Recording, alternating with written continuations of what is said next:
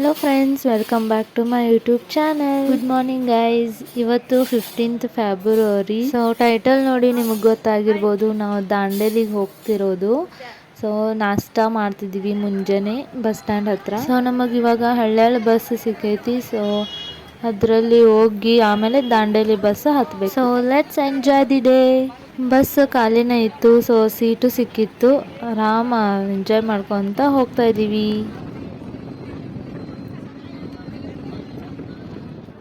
ಹಳ್ಳಮರ ಆದ ತಕ್ಷಣ ಹಳ್ಳ್ಯಾಳಗದು ಬಂದ್ವಿ ಬಸ್ ಸ್ಟ್ಯಾಂಡ್ಗೆ. ಸೊ ದಾಂಡೇಲಿ ಬಸ್ ಬರೋ ಮಟ್ಟ ಹಂಗೆ ಕಾಯ್ತಾ ಇದ್ವಿ.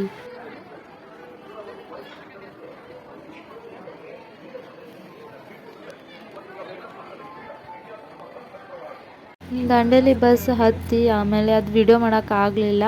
ಸೊ ಇವಾಗ ಆಟೋದಲ್ಲಿ ರೆಸಾರ್ಟಿಗೆ ಹೋಗ್ತಾ ಇರೋದು.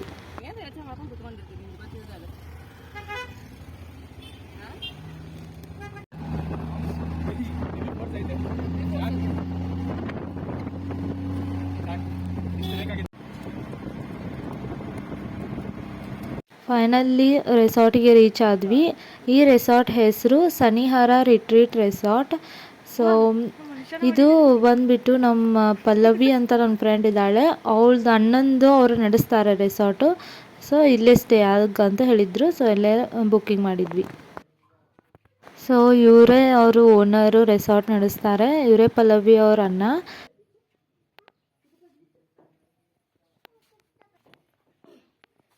ಸೊ ಇವಳೇ ನೋಡಿ ಪಲ್ಲವಿ, ಇವಳು ನಮ್ಮ ಜೊತೆನೇ ಬಂದಿದ್ಲು. ಸೊ ರೂಮ್ ಕೊಟ್ಟರು, ಫ್ರೆಶ್ ಅಪ್ ಆದ್ವಿ. ಸೊ ಟೈಮಿಂಗ್ 2:30 to 3 o'clock ಮಟ್ಟ ಆಗಿತ್ತು. ಸೊ ಊಟ ಮಾಡ್ತಾ ಇದ್ವಿ, ನಮ್ಮ ಫ್ರೆಂಡ್ ಬಳಸ್ತಾ ಇದ್ಲು. ಸೊ ಈ ಥರ ಊಟ ಆಯಿತು. ಪಾಪಡ್, ಚಪಾತಿ, ಬೆಂಡೆಕಾಯಿ, ಮೊಸರಂತೂ ಗಟ್ಟಿ ಮೊಸರು ಇತ್ತು. ಎಲ್ಲನೂ ತಿನ್ಕೊಂಡು ನೆಕ್ಸ್ಟ್ ಪ್ರೊಸೆಸ್ ಸ್ಟಾರ್ಟ್ ಮಾಡಿದ್ವಿ. ನಾವು ಆ್ಯಕ್ಚುಲಿ ಅದೇ ದಿನವೇ ಆ್ಯಕ್ಟಿವಿಟೀಸ್ಗದು ಅಡ್ವೆಂಚರ್ಸ್ಗದು ಹೋಗ್ಬೇಕಂತ ಮಾಡಿದ್ವಿ. ಬಟ್ ಆಲ್ರೆಡಿ 3 o'clock 3:30 ಆಗ್ತಾ ಬಂದಿತ್ತು.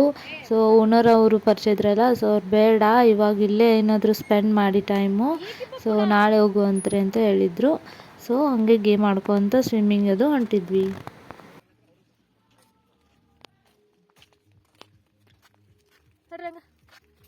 ಸೊ ಇವನು ಓನರ್ ಅವ್ರ ಮಗ. ಸೊ ಅಲ್ಲಿ ಹಿಂದ್ಗಡೆ ಗ್ರೇ ಶರ್ಟ್ ಹಾಕೊಂಡು ಬರ್ತಾ ಇದ್ದಾರಲ್ಲ, ಅವ್ರ ಹೆಸರು ಕಿರಣ್ ಅಂತ, ಅವರೇ ಓನರ್. ಸೊ ನಂಗೆ ನೀರು ಅಂದರೆ ಭಯ. ಸೊ ನಾನು 2-3 ಟೈಮ್ಸ್ ಅಷ್ಟೇ ಸ್ವಿಮ್ಮಿಂಗ್ ಪೂಲಲ್ಲಿ ಇಳ್ದಿರೋದು. ಆದ್ರೂ ಇನ್ನೂ ಮಠ ಭಯ ಆಗತ್ತೆ ನನಗೆ.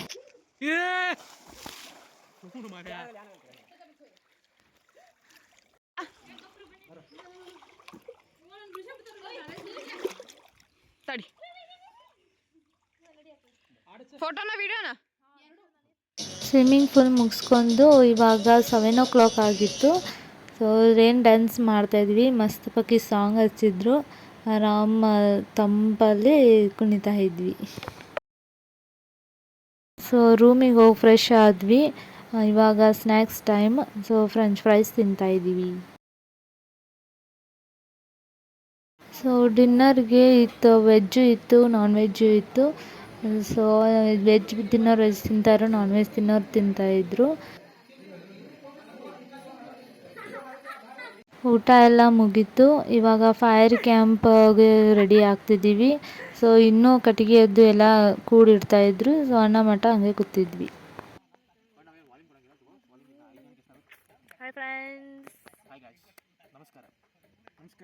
ಫಸ್ಟಿಗೆ ನಾವು ಅಷ್ಟೇ ಬಂದಿದ್ವಿ ರೆಸಾರ್ಟ್ಗೆ. ಆಮೇಲೆ ಒಂದು ಫ್ಯಾಮ್ಲಿ, ಇನ್ನೊಂದು ಫ್ಯಾಮ್ಲಿ ಹಂಗೆ ಬರ್ತಾರೆ ಇತ್ತು. ಸೊ ಇವಾಗ ಇಬ್ಬರು ಕ್ಯಾಂಪ್ ಫೈರ್ ಹಚ್ಚಿದ್ದಾರೆ. ಅವ್ರದ್ದು ಮುಗಿದ ತಕ್ಷಣ ನಮ್ಮದು. ಇದು ಸನಿಹಾರ ರೆಸಾರ್ಟದ ಡೀಟೇಲ್ಸ್ನ ನಾನು ಇನ್ನೊಂದು ವ್ಲಾಗ್ ಮಾಡಿರ್ತೀನಿ. ಸೊ ವಾಚ್ ಮಾಡಿ ಆ್ಯಂಡ್ ನೀವು ಬಂದು ವಿಸಿಟ್ ಮಾಡಿ. ಸೊ ಫೈರ್ ಕ್ಯಾಂಪ್ ಸ್ಟಾರ್ಟ್ ಆಯಿತು. ಸೊ ತುಂಬ ಅಂದರೆ ತುಂಬಾ ಚಳಿ ಇತ್ತು. ಸೊ ಸ್ವೆಟರ್ಸ್ ಎಲ್ಲ ತಂದಿದ್ವಿ. ಸೊ ಹಾಗಾಗಿ ಬೆಚ್ಚಗಿದ್ವಿ.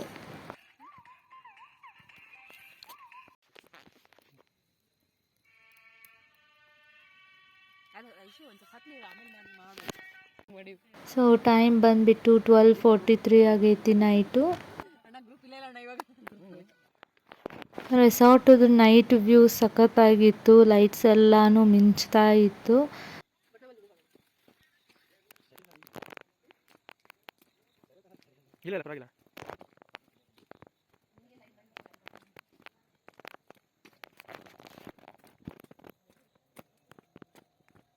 ಸೊ ಇದೇ ನಮ್ಮ ರೂಮ್ಸು. ಸೊ 2 ರೂಮ್ಸ್ ಕೊಟ್ಟಿದ್ರು. ಸೊ ಟೈಮಿಂಗು 1:40 ಆಗೈತೆ ನೈಟ.